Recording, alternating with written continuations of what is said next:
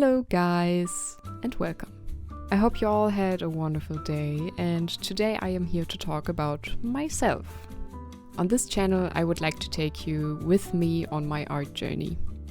I know I haven't posted much yet, but I've already recorded quite a bit and I have a few ideas for the future, so stay tuned for that. One thing I gave a lot of thought to was, how do I want to present myself? Do I feel comfortable showing my face? Are there alternatives that would make me happier than, showing my face? And, well, I think my intro and my profile picture have already kind of given away the answer. I guess there's no real point then in hiding the character I've created for myself. So here she is! Ta-da! From now on, this version of Willow will be representing me. The real Willow. I hope you like her. And yes, in this video I will refer to my character as her, just to make it a little bit easier for me verbally. So before showing y'all my process, I would like to clear up some questions I've actually also asked myself. Why a persona? Woo! I would say the most important or biggest reason why I don't want to show my real face is privacy. Just in case this whole thing here on YouTube or in general gets bigger than I expect it to be, and I would just like to be better safe than sorry. On the other hand, I've actually tried talking in front of the camera and let's just say it didn't go very well. So in general, on this journey, I would like to primarily focus on my art, improving my English and, having fun.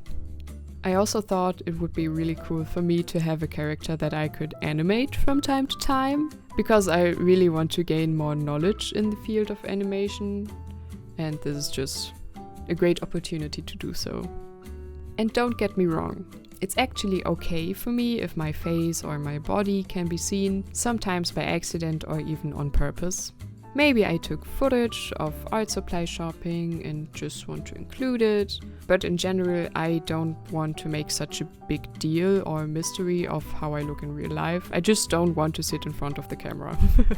But maybe I will want to in the future. I don't know yet, but right now I do not really want to do that, and I think that's okay.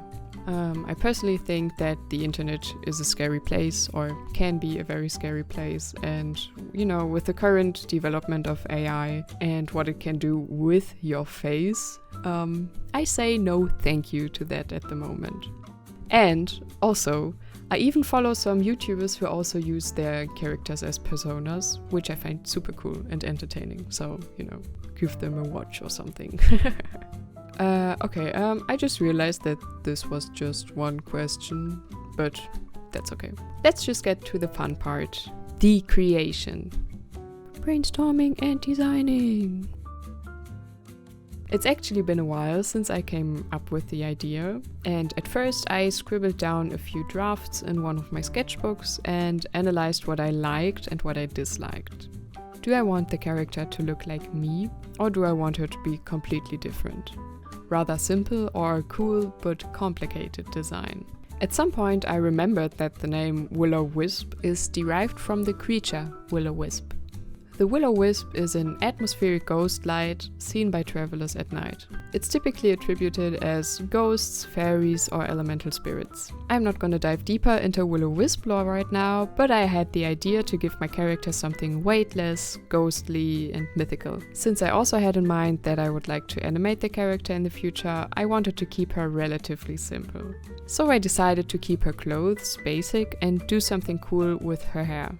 Therefore, I made her hair seem weightless, as if she's in space. Oh yes, I also gave her elf-like ears because I wanted to give her a mystical touch. Then I went over to the clothes. In real life, I don't really have a style that I follow at the moment. I just buy and wear whatever I think is cool. So this aspect is just a bit random for me.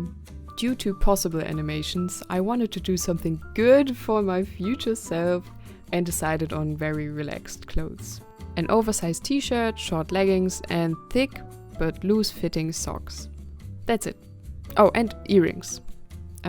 Because in real life I often buy myself a pair of good earrings and just leave them in my earlobes for at least 6 to 12 months. Then I continued with my graphics tablet. I was still very unsure about the colors I wanted to give her. Unfortunately, I didn't record any time lapses, but basically I first picked out some colors I had in mind, copied them, and then just moved a few color sliders back and forth until I got some cool results. In the end, I went for the red willow, but that was really just a gut decision, as I thought all the designs were really cool. I then tried miserably to paint a kind of semi-realistic fan art of her, which simply didn't make me happy, so I scrapped it. But here it is. Thought it was just funny to include. Getting to work. Woo! Then it was time to animate. I wanted to have an intro and an outro. I started by painting a background. It's very realistic for me to still be sitting at the table, painting at 3 AM, so that's exactly what I depicted. Also, my current room is actually the main inspiration for the background.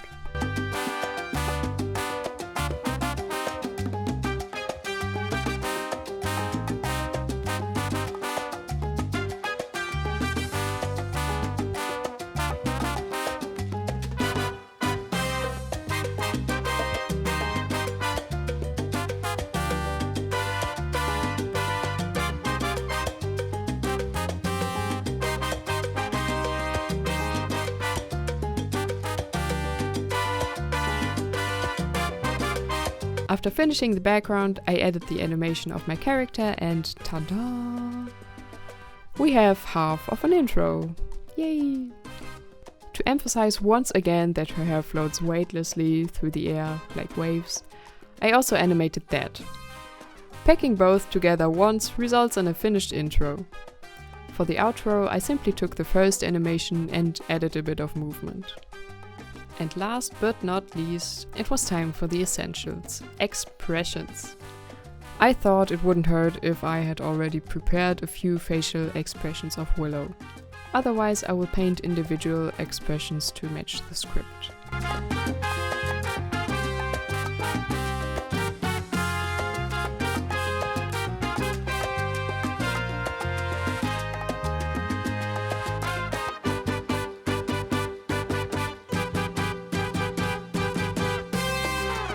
And that sealed my fate. I was completely convinced that this is the way I want to present myself on the internet, and I was and still am really happy with it. Let's see what the future has to offer. Thank you for watching. Bye!